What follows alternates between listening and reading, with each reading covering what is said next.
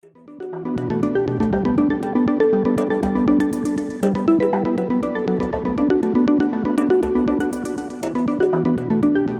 you, Renate, for the introduction.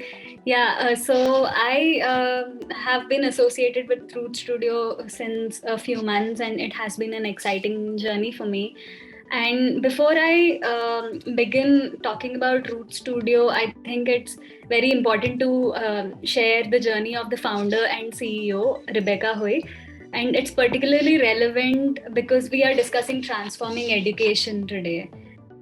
Yeah, Rebecca started her journey about a decade ago when she visited India with an urban planning and architecture background. She was initially mapping the shifting cultures in the rural urban transition. And in a few years of having experienced India, she observed that a big reason for poverty in the rural areas is the lack of access to education in the interior parts of the villages. She then came up with this idea of building a school on wheels. And her plan was that if a mobile school existed where local teachers could go to the interior parts of the village and teach underprivileged kids, then it can solve the problem of lack of education.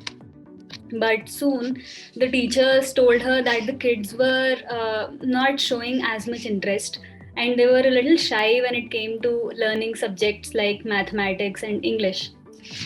But Rebecca observed that the kids were surprisingly very energetic and bold when it came to creative forms like dance, music, and art. She could see that the whole perspective with which she was viewing education had been very one dimensional. Art was mainly rooted in the cultural values of children in these communities, and it was being obscured by dominant systems of education that demanded the kids to set aside their cultural artistic identity and catch up with the Western perception of progress. So, after this self reflection, Root Studio was born with the initiative to amplify the existing cultural knowledge and skills in these communities and encourage the artists to continue practicing their art, prevent loss of heritage, and establish an equitable mode of generating income for these communities. So, Root Studio is a for profit social enterprise that connects indigenous artists to the global fashion industry through an alternative model of cultural preservation by consensually digitizing and licensing their art. So far, we have worked with over 3,000 artists from marginalized communities in India, China, Syria, Panama, and Indonesia. The way we do this is by conducting community workshops every year, scanning the work of the artists with their consent, documenting their cultural narratives behind the art, engaging with them collectively in a constant dialogue to understand their values, traditions, and rituals, and maintaining transparency by reporting to them the work done and the milestones we have achieved each year. And then on the other end of this system is the fashion industry, continuously looking for inspiration from unexplored and underexplored art forms. Root Studio plays a role of a bridge between the indigenous communities and the global fashion markets by digitizing and contextualizing heritage art on contemporary fashion and lifestyle products. So, straddling both these ends is where the challenge lies in because fashion as a system is reputed for cultural appropriation. So, one way we are able to tackle this problem is by reimagining cultural preservation through digitization and by bringing more focus and visibility to the artists who often go neglected and silenced.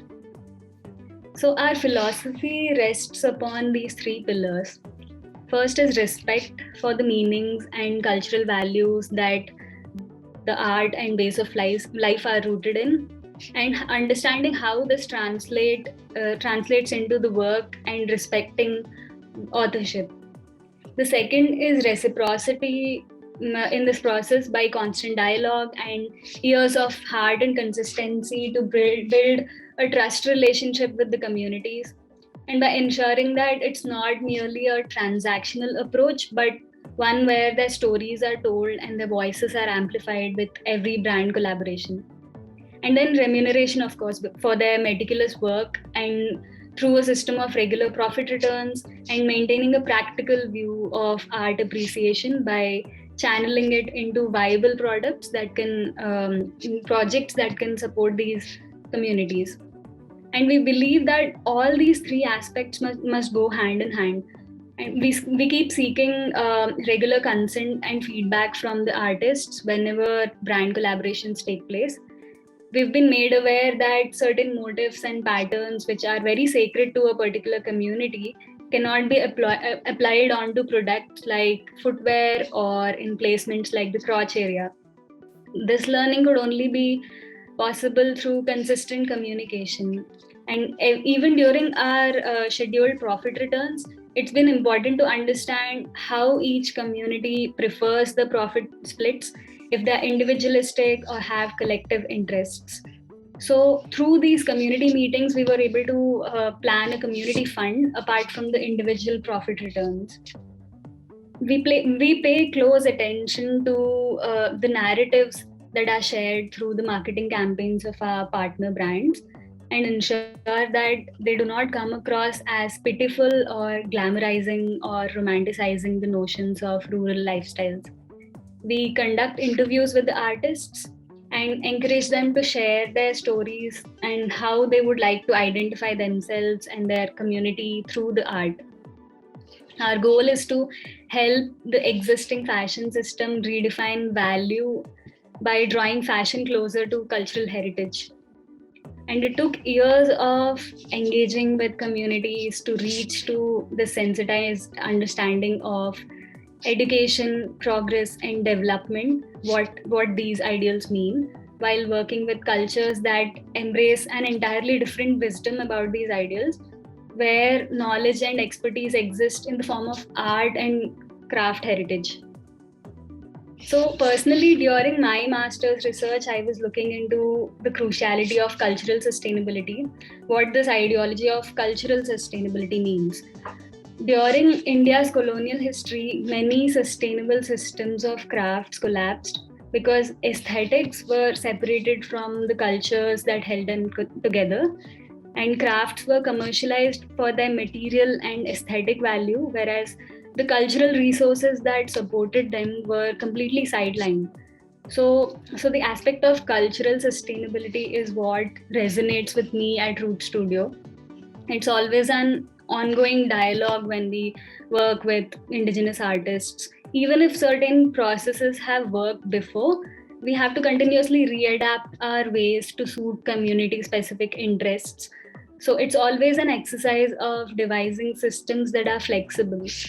And we are in this constant process of unlearning and relearning to break away from dominant ways of measuring value. And it's a thoroughly enriching process for us.